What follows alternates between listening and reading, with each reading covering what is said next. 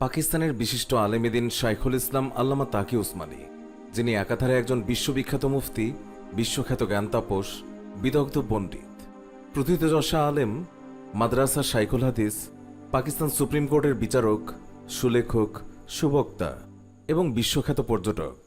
মুফতি তাকি উসমানী সর্বজন শ্রদ্ধেয় একজন সার্থক নববী উত্তরাধিকারী, বহু আকাবিরের স্নেহধন্য, আকাবির ও আসলাফের জীবন্ত প্রতিচ্ছবি। পৃথিবীর বিভিন্ন দেশের বিশ্ববিদ্যালয় এবং মাদ্রাসাগুলোতে তার রচিত বিভিন্ন গ্রন্থ রেফারেন্স বুক ও পাঠ্য বই হিসেবে সমাদৃত হয়ে আসছে। তার ছাত্ররা বিশ্বজুড়ে ছড়িয়ে ছিটিয়ে আছে, তামাম দুনিয়ায় ছড়িয়ে ছিটিয়ে আছে তার অসংখ্য শিষ্য। বাংলাদেশও তার ব্যতিক্রম নয়। এই দেশে সর্বজন শ্রদ্ধেয় আলেমেদিন উসমানীর শিষ্য তার কোনো কমতি নেই। এই জন্যই আমাদের আজকের এই ভিডিওতে তুলে এনেছি ইসলামের তৃতীয় খলিফা উসমান রাদিয়াল্লাহু তাআলা আনহুর বংশধর তাকি উসমানীর জীবনের কথা ও নানা রকম অজানা তথ্য, যা এর আগে বাংলা ভাষায় হয়তো কেউই বলেনি।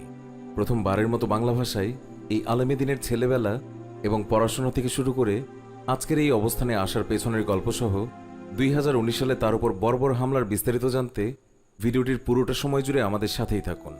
মাওলানা তাকি উসমানী 5ই শাওয়াল 1362 হিজরি মোতাবেক 1943 সালের 5ই অক্টোবর ভারতের উত্তরপ্রদেশের সাহারানপুর জেলার দেওবন্দ নামক স্থানে তিনি জন্মগ্রহণ করেন। পরবর্তীতে ভারত বিভাগের পর 1948 খ্রিস্টাব্দের 1 মে তার পরিবার হিজরত করে এবং পাকিস্তান গমন করে। তার বাবা হলেন পাকিস্তানের বিখ্যাত আলেম মুফতি শফি। মাওলানা তাকি উসমানী 5 ভাই বোনের মাঝে দ্বিতীয়। তার বংশধারা ইসলামের দ্বিতীয় খলিফা উসমান রাদিয়াল্লাহু তাআলা আনহুর সাথে মিলিত হয়েছে। তাকি উসমানীর প্রাথমিক শিক্ষা শুরু হয় পরিবারের মায়ের কাছেই। মার কাছেই তিনি উর্দু এবং ফার্সি ভাষায় প্রাথমিক পাঠ গ্রহণ করেন। 1953 খ্রিস্টাব্দে 8 বছর বয়সে তিনি দারুল উলুম করাচিতে ভর্তি হন।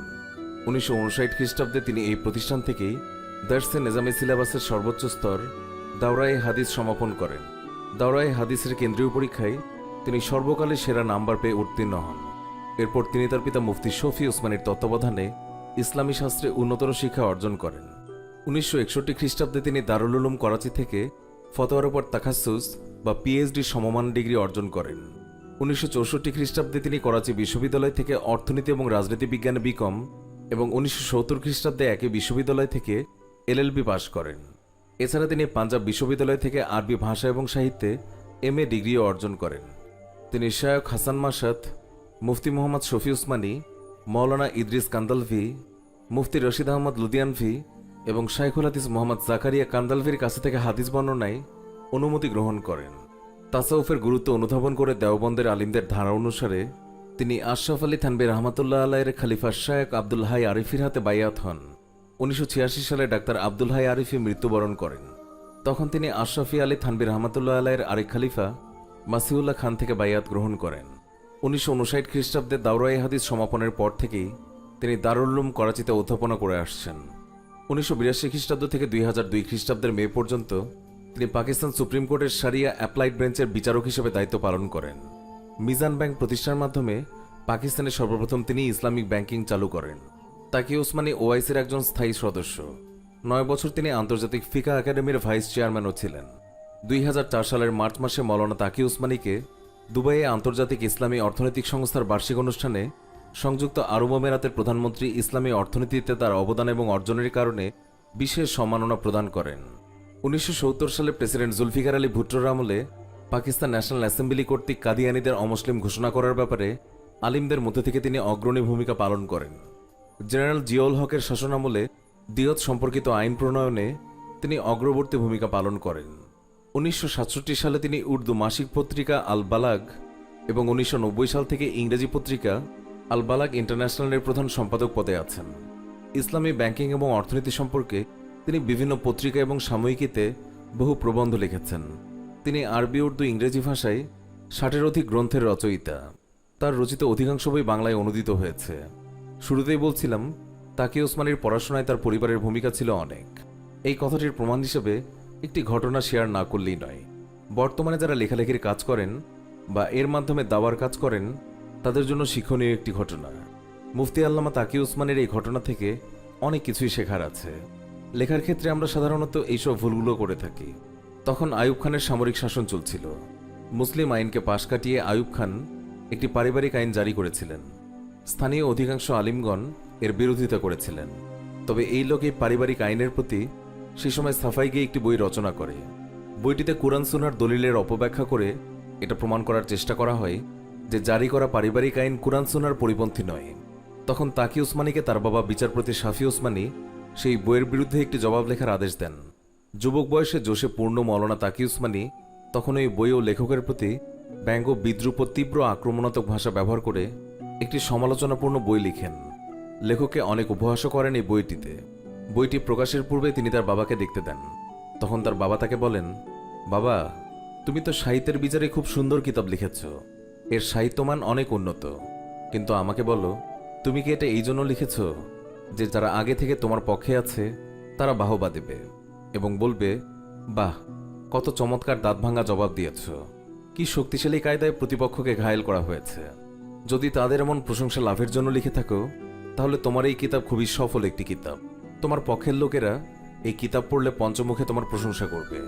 কিন্তু উদ্দেশ্য যদি এই হয় যারা এই কিতাব পড়ে গোমরা হয়েছে তাদেরকে পুনরায় চিন্তাভাবনা করতে উৎসাহিত করা এবং তাদেরকে সঠিক পথে আনার চেষ্টা করা, তাহলে তোমার এই রচনার কানাকড়িও মূল্য নেই। কারণ তুমি শক্ত ভাষায় আক্রমণ করে, ব্যঙ্গ, বিদ্রুপ করে প্রথমেই তাদেরকে বীতশ্রদ্ধ করে দিয়েছ। প্রথমেই তারা এটা ভাববে যে এ তো আমাদের বিপক্ষের কেউ লিখেছে, আমাদের সঙ্গে দুশ্মনী করে লিখেছে, তাই এই কিতাব থেকে তারা কিছুই গ্রহণ করতে পারবে না। সুতরাং এই কিতাব লেখার উদ্দেশ্য যদি আল্লাহকে সন্তুষ্ট করা এবং মানুষের হৃদায়তের পথ সুগম না করা হয়ে থাকে তাহলে তোমার এই কিতাবের এক পয়সারও দাম নেই। তারপর বললেন, দেখো, আল্লাহ যখন হজরত মুসা আলাইসাল্লাম এবং হজরত হারুন আলাইসাল্লামকে ফেরাউনের কাছে পাঠালেন তখন তাদেরকে বলেছিলেন, ফেরাউনের সঙ্গে তোমরা নরম ভাষায় কথা বলবে। হতে পারে সে নসিহত গ্রহণ করবে, হতে পারে তার অন্তরে আল্লাহর ভয় সৃষ্টি হবে, অথচ আল্লাহ আগে থেকেই জানতেন সে নসিহত গ্রহণ করবে না। আব্বাজান আরও বললেন, তুমি মুসা আলাইসাল্লামের চেয়ে বড় মুসলিম দায়ী হতে পারো না, আর তোমার প্রতিপক্ষ ফেরাউনের চেয়ে বেশি গোমরা নয়। সুতরাং তাদেরকে যখন নরম ভাষায় বলার নির্দেশ দেওয়া হয়েছে তাহলে আমি আর তুমি কোন কাতারে সুমার হব? সুতরাং যদি কারো হেদায়েতের উদ্দেশ্যেই হয় তাহলে হেদায়েতের উপর পয়গম্বরী পন্থা অবলম্বন করা ছাড়া আল্লাহ সন্তুষ্ট হবেন না। তাকে উসমানী বলেন, এরপর পুরো কিতাব পুনরায় লিখেছি এবং তাতে আক্রমণাত্মক এবং ব্যঙ্গাত্মক যেসব কথাবার্তা ছিল তা সম্পূর্ণ বাদ দিয়েছি। তার বাবা তাকে আরও একটি গুরুত্বপূর্ণ কথা বলেছিলেন, একসময় তো অবশ্যই আসবে যখন আহকামুল হাকিমিনের আদালত কায়েম হবে এবং সেখানে অবশ্যই তোমাকে জবাবদিহি করতে হবে। যে কথাই তোমার জবান থেকে বের হচ্ছে তার সঙ্গে সঙ্গে আল্লাহর কাছে রেকর্ড হয়ে যাচ্ছে। সে কারণে যেই কথাই বলো চিন্তা করে বলো। এই ঘটনাটি থেকে এখনকার লেখক বক্তাদের অনেক কিছুই শেখার আছে। বর্তমানে তিনি দারুল উলুম করাচির শাইখুল হাদিস ও নায়েবে মুহতামিম, আন্তর্জাতিক স্ট্যান্ডার্ড শরিয়া কাউন্সিল, ইসলামিক অর্থনৈতিক অ্যাকাউন্টিং ও পরিদর্শন সংস্থার চেয়ারম্যান, আন্তর্জাতিক ফিকা একাডেমির স্থায়ী সদস্য, সেন্টার ফর ইসলামিক ইকোনমিস্টের চেয়ারম্যান সহ আরও অসংখ্য দায়িত্ব পালন করছেন। এদিকে 2019 সালের মার্চ মাসে পাকিস্তানের প্রখ্যাত ইসলামী ব্যক্তিত্ব মুফতি তাকি উসমানের গাড়িবহরে শুক্রবার বাদ জুমা সন্ত্রাসী হামলার ঘটনা ঘটে। হামলায় তিনি অক্ষত থাকলেও অপর গাড়িতে থাকা তার 2 জন দেহরক্ষী নিহত হন এবং গাড়ি চালক এবং তার একজন সফরসঙ্গী গুরুতর আহত হন। তার সঙ্গে একই গাড়িতে তার স্ত্রী এবং 2 নাতি ছিলেন, তারাও অক্ষত ছিলেন। এই হামলার ঘটনায় পাকিস্তান তো বটেই, বাংলাদেশ, ভারত সহ পুরো মুসলিম বিশ্ব হতবাক হয়ে গিয়েছিল। মুফতি তাকি ওসমানী অত্যন্ত নির্বিবাদী এবং প্রচার বিমুখ একজন ব্যক্তি। তিনি যত বড় ব্যক্তিত্ব সেই অনুযায়ী সচরাচর মিডিয়ার সামনে খুব একটা আসেন না এবং মিডিয়ার শিরোনাম হতেও পছন্দ করেন না। জঙ্গিবাদ, সন্ত্রাসবাদ, চরমপন্থা বা ধর্মীয় বিষয় নিয়ে বিতণ্ডা, মাযহাবগত চরমপন্থা, স্থানীয় আঞ্চলিক আধিপত্য বিস্তার, রাষ্ট্রীয় বা আন্তর্জাতিক যুদ্ধনীতি বিষয়ে তিনি বরাবরই মধ্যমপন্থা অবলম্বন করে আসছেন। একজন স্কলার হিসেবে তিনি কখনোই বিতর্কিত কোনো বিষয়ে মন্তব্য প্রদান করেন না। উপমহাদেশে ধর্মীয় কোনো বিষয়ে সমাধানের জন্য প্রথমে যার নাম উচ্চারিত হয় তিনি মুফতি তাকি ওসমানী। মুসলিম সমাজে প্রচলিত নিত্য নতুন সমস্যাকে তিনি কোরআন এবং হাদিসের রেফারেন্সে আধুনিক পদ্ধতিতে বর্ণনা করতে সিদ্ধহস্ত। একই সঙ্গে ইসলামের প্রতিটি জ্ঞান শাখায় তার রয়েছে অগাধ পাণ্ডিত্য। সর্বজনমান্য এই আলেম দীর্ঘদিন ধরে ইসলামের অর্থনীতি এবং আইন বিষয়ে মুসলিম বিশ্বকে বাতিঘরের মতো আলো দিয়ে আসছেন।